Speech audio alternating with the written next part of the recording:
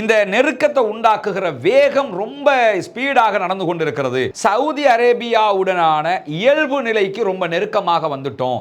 Saudi இஸ்ரேலை ஒரு நாடாக அங்கீகரிப்பதற்குரிய முயற்சிகள், பேச்சுவார்த்தைகள் ரொம்ப நெருக்கமாக இருக்கிறது. எங்களுடைய இலக்கை அச்சீவ் பண்ண முடியாம இருக்கிறதுக்கான காரணமாக எது இருக்குதுன்னு சொன்னா பாலஸ்டைன் ப்ராப்ளம் இருக்குது. துருக்கியில இருந்து ஒரு பிரம்மாண்டமான கப்பல்ல தேவையான பொருட்கள் காசாவுக்கு அனுப்பப்பட்டிருக்கிறது. ஒருபுறம் காசாவிலிருந்து இருந்து மக்களை எல்லாம் வெளியேற்ற போறேங்கிறாரு, மறுபுறம் பெஞ்சமின் நெத்தன்யாகுவை அழைச்சி நீங்க வரும்போது சந்திங்க, 2 ஸ்டேட் டபுள் ஸ்டேட்டை பத்தி பேச வேண்டி இருக்கிறது, பாலஸ்தீனத்தை தனிநாடாக அங்கீகரிப்பது தொடர்பாக பேச வேண்டி இருக்கிறது என்கிறார்.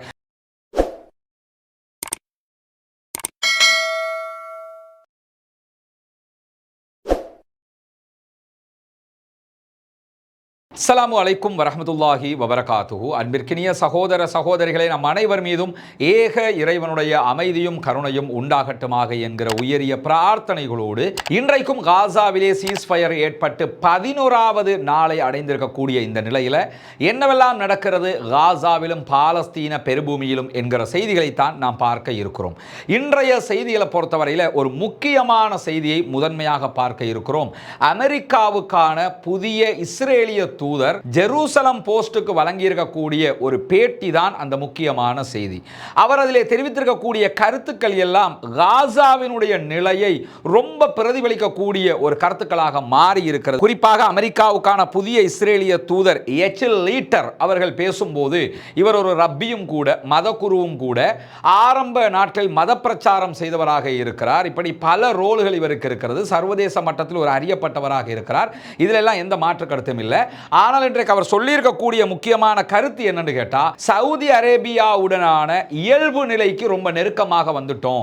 சவுதி இஸ்ரேலை ஒரு நாடாக அங்கீகரிப்பதற்குரிய முயற்சிகள், பேச்சுவார்த்தைகள் ரொம்ப நெருக்கமாக இருக்கிறது என்கிற ஒரு கருத்தை அவர் இன்றைக்கு சொல்லியிருப்பது மட்டுமல்லாமல், இந்த யுத்தத்திலே தாங்கள் ஜெயித்திருப்பதாகவும், பாலஸ்தீன விடுதலை போராட்ட அமைப்பை வீழ்ச்சி அடைய செய்திருப்பதாகவும், அப்படி வீழ்ச்சி அடைய செய்தது சவுதி அரேபியாவுக்கு மகிழ்ச்சியாக இருப்பதாகவும் சொல்லியிருக்கிறார்.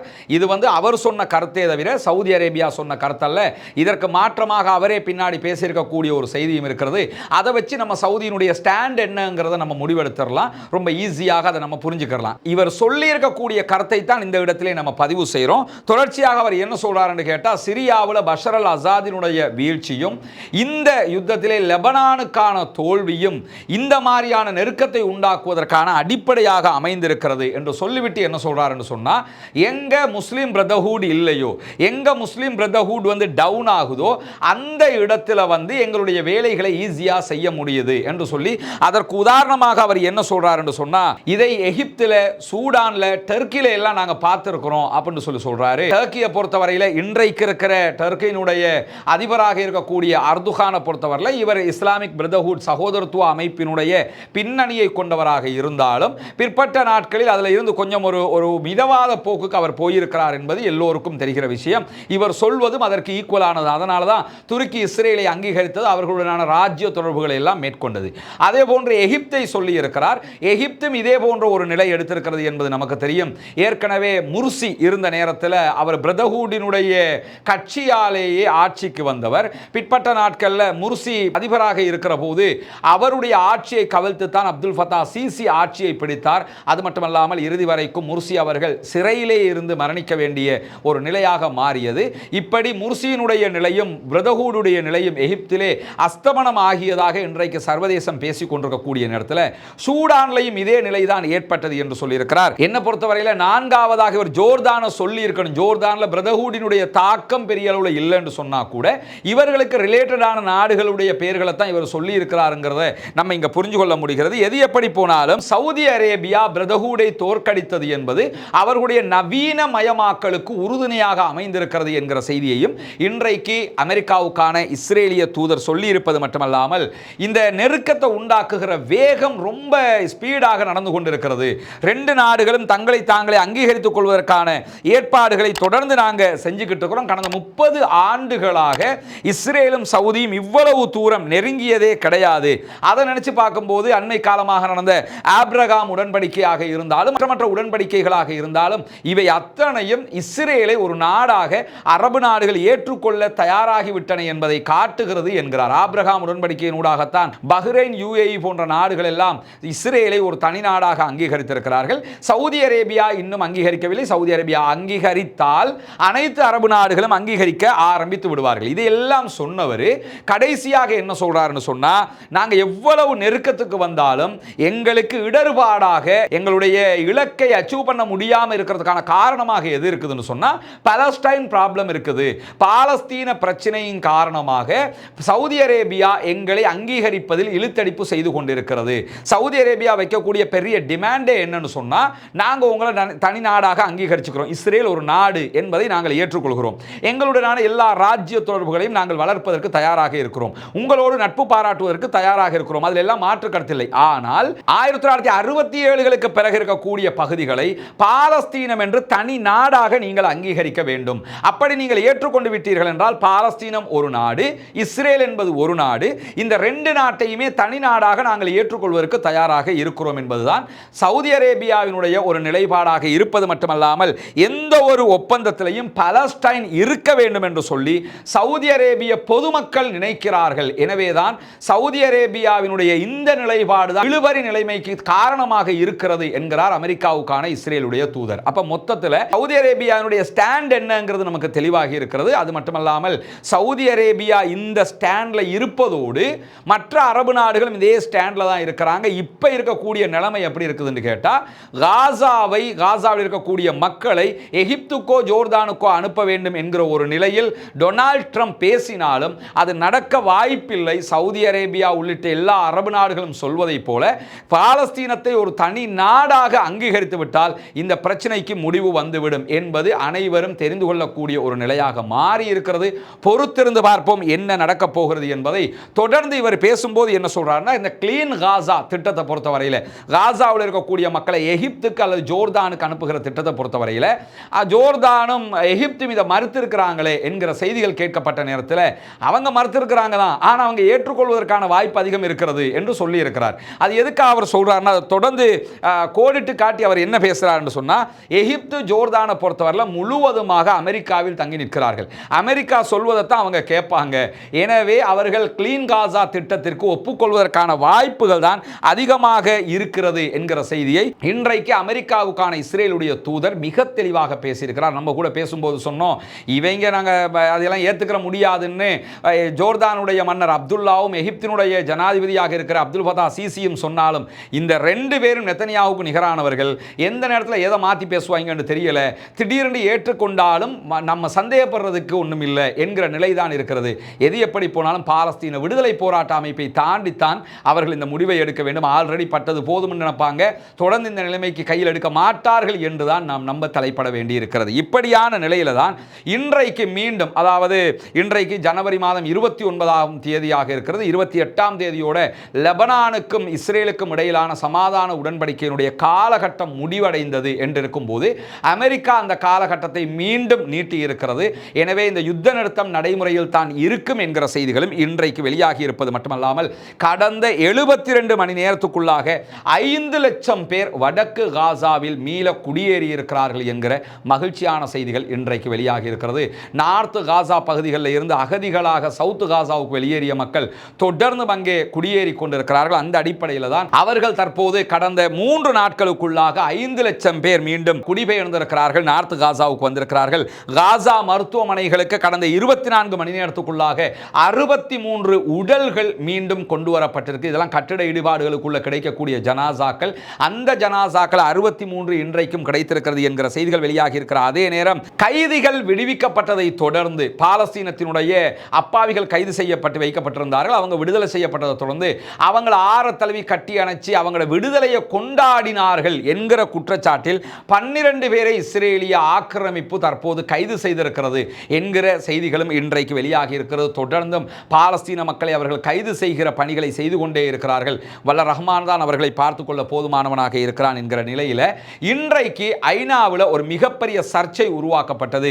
அது என்ன சர்ச்சைன்னா, நமக்கு தெரியும், காசாவுக்குள்ள முழுமையான உதவி பணிகளை செய்யக்கூடிய ஒரு அமைப்பாக UNRWA இருக்கிறார்கள். ஐநாவினுடைய பாலஸ்தீனத்திற்கான உதவி முகமை என்று சொல்லி இதற்கு பொருட்படும். ஐநாவினால் 1949களுக்கு பிறகு பாலஸ்தீன மக்களுக்காகவே உருவாக்கப்பட்ட ஒரு அமைப்பாக இது இருக்கிறது. நிறைய பேர் காசாவுக்கு நாங்கள் பணம் கொடுக்கணும், எப்படி கொடுக்கணும்னு சொல்லி கேட்குறீங்க. UNRWA இணையதளத்தில் வலது பக்க மேல் மூலையில் போய் பார்த்தீங்கன்னு சொன்னால் டொனேட் பண்ணுவதற்குரிய வாய்ப்பு இருக்கிறது. பாலஸ்தீனத்திற்காக நீங்கள் தாராளமாக உங்களுடைய கார்டு ஊடாக, விசா கார்டு ஊடாக நீங்கள் டொனேஷன் கொடுக்க முடியும். எவ்வளவுனாலும் கொடுக்கலாம், டாலரில் தான் கொடுக்கணும். தாராளமாக நீங்கள் அவர்களுக்கு உதவி செய்யுங்கள். அது அத்தனையும் காசா மக்களுக்கு தான் போய் சேருகிறது. ஐநாவினுடைய நேரடி கண்காணிப்பில் செயல்படக்கூடிய ஒரு அமைப்பாக அது இருக்கிறது. இந்த நேரத்தில் இன்றைக்கு ஐநாவில் ஏற்பட்டிருக்கக்கூடிய பிரச்சனை என்னன்னு சொன்னால், UNRWA-ஐ எதிர்வருகிற வியாழக்கிழமை முதல் மொத்தமாக வெஸ்ட் பேங்க் பகுதிகளில் தடை விதிப்பதாக இஸ்ரேல் அறிவித்திருக்கிறது. அதற்கு முன்பதாக இன்றைக்கு UK வெளியிட்டிருக்கக்கூடிய அறிக்கையில் UNRWA என்கிற அமைப்புக்கு UK சார்பாக 21 மில்லியன் US வழங்குவதற்கு ஒப்புக்கொண்டிருப்பதாக சொல்லியிருக்கிறார்கள். அதே போன்று தென்கொரியாவும் UNRWA-க்கு தேவையான உதவிகளை வழங்குவதற்கு நாங்கள் தயாராக இருக்கிறோம் என்று சொல்லியிருக்கிறார். அதே நேரத்தில் 48 மணி நேரத்துக்குள்ளாக UNRWA-னுடைய செயல்பாடுகள் நிறுத்தப்பட வேண்டும் என்று அறிவிக்கப்பட்டிருக்கிறது. நாளைய தினம் வியாழக்கிழமையோடு வெஸ்ட் பேங்க்ல இந்த செயல்பாடுகள் எல்லாம் நிறுத்தப்பட வேண்டும் என்கிற நிலையில் வெஸ்ட் பேங்க்ல இருக்கக்கூடிய UNRWA-னுடைய தொண்டு பணியாளர்கள் என்ன பண்றாங்கன்னா, அதனுடைய அந்த உணவு மற்ற பொருட்களுக்கு ஸ்டிக்கரை வேற ஐநாவினுடைய நிறுவனங்களுடைய பெயர்களை ஒட்ட ஆரம்பித்திருக்கிறார்கள். ஏன்னா UNRWA-னுடைய பெயரோட கூட எதையும் கொண்டு போக கூடாது என்று இன்றைக்கு இஸ்ரேல் தடை விதித்திருக்கிறது. அதனால என்ன பண்றாங்கன்னா, உதாரணமா UNRWA-ங்கிறதுக்கு பதிலாக வேர்ல்ட் ஃபுட் புரோகிராம் என்கிற அமைப்பினுடைய பெயரை அவர்கள் பயன்படுத்தலாம். அதல்லாம ஐநாவினுடைய வேறு அமைப்புடைய பெயர்களை பயன்படுத்தலாம். UNRWA-னுடைய பெயரை மட்டும் அவர்கள் பயன்படுத்தக்கூடாது என்கிற நிலையில தான் மொத்தமாக வெஸ்ட் பேங்க்ல இருந்து இவர்கள் காசாவை நோக்கி நகர்கிற வேலைகளை செய்ய ஆரம்பித்திருக்கிறார். இந்த UNRWA-னா சுருக்கமாக நீங்க புரிஞ்சுக்கிறீங்க, நம்ம ஆரம்ப நேரங்களில் சொல்லி இருக்கிறோம், பாலஸ்தீன அகதிகளுக்கான ஐநாவினுடைய நிவாரணம் மற்றும் பணி நிறுவனமாக இவர்கள் அறிவிக்கப்பட்டிருக்கிறார்கள். டிசம்பர் 8, 1949களில் ஐநாவினுடைய பொதுச்சபையினால் இது உருவாக்கப்பட்டது. பாலஸ்தீன மக்களுக்காகவே உருவாக்கப்பட்டது. பாலஸ்தீனத்துக்கு உள்ளேயும் வெளியேயும் இருக்கக்கூடிய 6 மில்லியனுக்கு மேற்பட்ட பாலஸ்தீன மக்களுக்கு தேவையான உதவிகளை இவர்கள் செய்து வருகிறார்கள். 6 மில்லியன் கிட்டத்தட்ட 60 லட்சம் மக்கள், பாலஸ்தீன மக்கள் பல நாடுகளிலும் இருக்கிறார்கள். அந்த மக்களுக்கு தேவையான உதவிகளை இவர்கள் தான் தொடர்ந்து செய்து கொண்டு வருகிறார்கள். அதே நேரத்தில் இன்றைக்கு UNRWA-னுடைய தலைவராக செயல்படக்கூடிய பிலிப் லசானி அவர்கள் சொல்லும்போது என்ன சொல்றாருன்னு கேட்டா, UNRWA தன்னுடைய சேவைகளை பாலஸ்தீன அரசினால் மட்டும்தான் முழுமையாக செயல்படுத்த முடியும். எனவே பாலஸ்தீன தனிநாடு என்பது இந்த நேரத்துக்கு மிக முக்கியமானது என்கிற செய்தியையும் அவர் சொல்லியிருப்பது மட்டுமல்லாமல், காசா அதே போன்று ஆக்கிரமிக்கப்பட்ட மேற்கு கரை வெஸ்ட் பேங்க் பகுதி, லெபனான், ஜோர்தான், சிரியா என்கிற இடங்களில் எல்லாம் பாலஸ்தீன மக்கள் வாழ்ந்து வருகிறார்கள். அவர்களுக்கு தேவையான 58 அகதி முகாம்களை UNRWA பொதுவாகவே 1949களுக்கு பிறகுல இருந்து நடத்தி வருகிறது. 2023 காசாவில் 2,98,363 குழந்தைகள் உட்பட 711 UNRWA பாடசாலைகளில் சுமார் 5,40,148 குழந்தைகள் கல்விக்காக சேர்க்கப்பட்டிருக்கிறார்கள் என்கிற தரவுகளும் இன்றைக்கு UNRWA சார்பாக வெளியிடப்பட்டிருப்பது மட்டுமல்லாமல், 2023ஆம் ஆண்டு நிலவர பிரகாரம் UNRWA 141 ஆரம்ப சுகாதார நிலையங்களை நடத்தி இருக்கிறது என்கிற செய்திகளும் இன்றைக்கு வெளியாகி இருக்கிறது. அதே போன்று ஐநாவினுடைய பொதுச்சபையிலே பேசிய UNRWA-னுடைய தலைவராக செயல்படக்கூடிய லசானி அவர்கள் சொல்லும்போது மேலதிகமாக என்ன சொல்றாருன்னு கேட்டா, ஆக்கிரமிக்கப்பட்டிருக்கக்கூடிய கிழக்கு ஜெருசலம் பகுதிகளில் இஸ்ரேலிய அரசாங்கம் UNRWA-னுடைய முழுமையான செயல்பாடுகளை வியாழக்கிழமைக்குள் நிறுத்துமாறு உத்தரவிட்டிருக்கிறார்கள். ஏஜென்சி மீதான இந்த அரசியல் தாக்குதல்கள் பாலஸ்தீன அகதிகளுடைய அந்தஸ்தை முழுமையாக இல்லாதொழிக்கக்கூடிய ஒரு செயல்பாடாக இருக்கிறது என்று மேலதிகமாக சொல்லக்கூடியவர் என்ன சொல்றாருன்னு கேட்டா, பாலஸ்தீன அகதிகளுக்கான சுயநிர்ணய உரிமையை மறுப்பது, அவர்களுடைய வரலாற்றையும் அடையாளத்தையும் அழிப்பதும் தான் இஸ்ரேலுடைய நோக்கமாக இருக்கிறது என்று கடுமையான ஒரு கண்டனத்தையும் இன்றைக்கு என்ன பண்ணியிருக்கிறார் என்று சொன்னா, ஐநாவினுடைய பொதுச்சபையிலே UNRWA-னுடைய தலைவர் லசானி அவர்களே தெரிவித்திருக்கக்கூடிய காட்சியில் நம்ம பார்க்க முடியும். UNRWA தவிர்த்து காசாவுக்குள்ள ஆல்ரெடி கத்தார் சேரிட்டி வர்க் பண்ணிக்கிட்டு இருக்கிறாங்க. அதே போன்று காசாவில் இருக்கக்கூடிய செம்பிறை சங்கத்தினர் அங்க வர்க் பண்ணி கொண்டிருக்கிறாங்க. இப்படி பல பேருமே அங்க வர்க் பண்ணி கொண்டிருக்கக்கூடிய ஒரு நிலையும் இருக்கிறது. எது எப்படி போனாலும் அந்த மக்களுக்கு வல்ல ரஹ்மான் அருள் புரிய போதுமானவன்.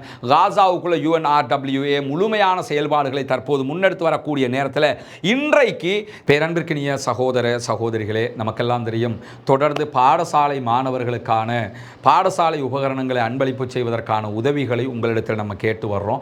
அந்த அடிப்படையில் நீங்கள் தரக்கூடிய உதவிகளை வைத்து பாடசாலைகளுக்கு நம்ம முடிந்த உதவிகளை செய்து வருகிறோம். இன்றைக்கும் நம்மை தொடர்பு கொண்டு ஒரு 3 பாடசாலைகள் எங்களுக்கு முடியுமான உதவிகளை செய்யுங்க என்கிற கோரிக்கைகளை முன் வச்சிருக்கிறாங்க. நீங்கள் தரக்கூடிய உதவிகளை கொண்டுதான் இவற்றையெல்லாம் செய்து கொண்டிருக்கிறோம் என்பது உங்களுக்கு தெரியும்.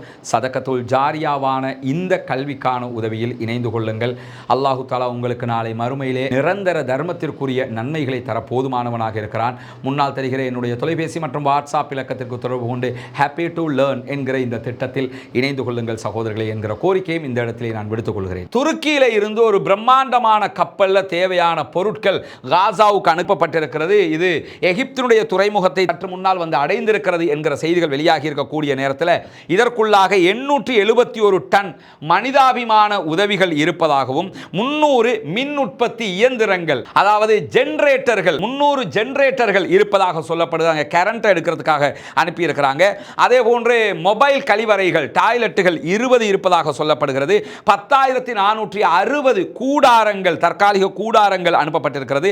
14,350 போர்வைகளும் அனுப்பப்பட்டிருக்கிறது என்கிற செய்திகளையும் துருக்கி இன்றைக்கு அறிவித்திருக்கக்கூடிய அதே நேரத்தில் ட்ரம்பினுடைய மத்திய கிழக்குக்கான தூதுவர் ஓரிரு நாட்களில் காசாவுக்கு செல்ல இருக்கிறார் என்கிற செய்திகள் வெளியாகி இருக்கிறது. கடந்த 3 தசாப்தங்களில் முதல் தடவையாக காசாவுக்கு செல்லக்கூடிய அமெரிக்க அதிபர் ஒருவருடைய தூதுவராக இவர்தான் இருக்க போகிறார். காசாவினுடைய நிலைமைகளை சென்று அவர் பார்வையிடப் போவதாக சொல்லப்பட்டிருக்கிறது. நெட்சாரிம் காரிடோர் வழியாக அவர் பல விவகாரங்களை பார்க்க இருப்பதாக சொல்லப்படுகிறது. நம்ம அடிக்கடி சொல்லக்கூடிய ஒரு விஷயம் தான், இந்த ட்ரம்பை அனுமானிக்க முடியாது. ஒருபுறம் காசாவிலிருந்து மக்களை எல்லாம் வெளியேற்ற போறேங்கிறாரு, மறுபுறம் பெஞ்சமின் நெத்தன்யாகுவை அழைச்சி நீங்க வரும்போது சந்திங்க, 2 ஸ்டேட் டபுள் ஸ்டேட்டை பத்தி பேச வேண்டி இருக்கிறது, பாலஸ்தீனத்தை தனிநாடாக அங்கீகரிப்பது தொடர்பாக பேச வேண்டி இருக்கிறது என்கிறார். மறுபுறமாக தன்னுடைய தூதரை அனுப்பி வைத்து காசாவில் என்ன நடக்குது மேற்பார்வை இடுங்க என்று சொல்றார். இப்படி அவரை ஒரு புரியாத புதிராகத்தான் அவர் இருக்கிறாருங்கிறது நமக்கு தெரியும். நினைச்சதை நினைச்ச நேரம் செய்யக்கூடிய ஒரு ஆளாக இருக்கிறது. எல்லாவற்றுக்கும் மேலாக வல்ல ரஹ்மான் போதுமானவன். என்னவெல்லாம் நடக்கிறது என்பதற்கு இன்றைக்கு நடைபெற்றிருக்கக்கூடிய முக்கியமான சம்பவங்களாக இவைதான் இருக்கிறது. நாளைய தினம் வியாழக்கிழமை இன்ஷா அல்லாஹ் மீண்டும் கைதிகள் பரிமாற்றம் தொடர இருக்கிறது. சனிக்கிழமை மீண்டும் கைதிகள் பரிமாற்றம் எல்லாம் தொடர இருக்கிறது. நம்மோடு இணைந்திருங்கள். ரஸ்மின் MISC நியூஸ் என்கிற இந்த சேனலை சப்ஸ்கிரைப் செய்யாத சகோதரர்கள் சப்ஸ்கிரைப் செய்து இணைந்து கொள்ளுங்கள். தொடர்ந்தும் உண்மை செய்திகளை உடனுக்குடன் அறிந்து கொள்வதற்கு ஆவலாக இருக்கக்கூடியவர்களுக்கு அந்த செய்திகள் உடனே உங்களை அடைந்துவிடும் இன்ஷா அல்லாஹ். நிறைய மேலதிகமான வீடியோக்களை எல்லாம் போட இருக்கிறோம். அந்த செய்திகளையும் உங்களுக்கு உடனுக்குடன் பார்த்து தெரிந்து கொள்ள முடியும். பாலஸ்தீனம் வெற்றி பெற வேண்டும், பாலஸ்தீனம் சுதந்திரம் அடைய வேண்டும், பாலஸ்தீன மக்களும் நம்மை போன்று நிம்மதியானவர்களாக வாழ வேண்டும் என்கிற உயரிய பிரார்த்தனைகளோடு முடித்துக் கொள்கிறேன். வாஹ்ரதா வானா அல்ஹம்துலில்லாஹி ரப்பில் ஆலமீன்.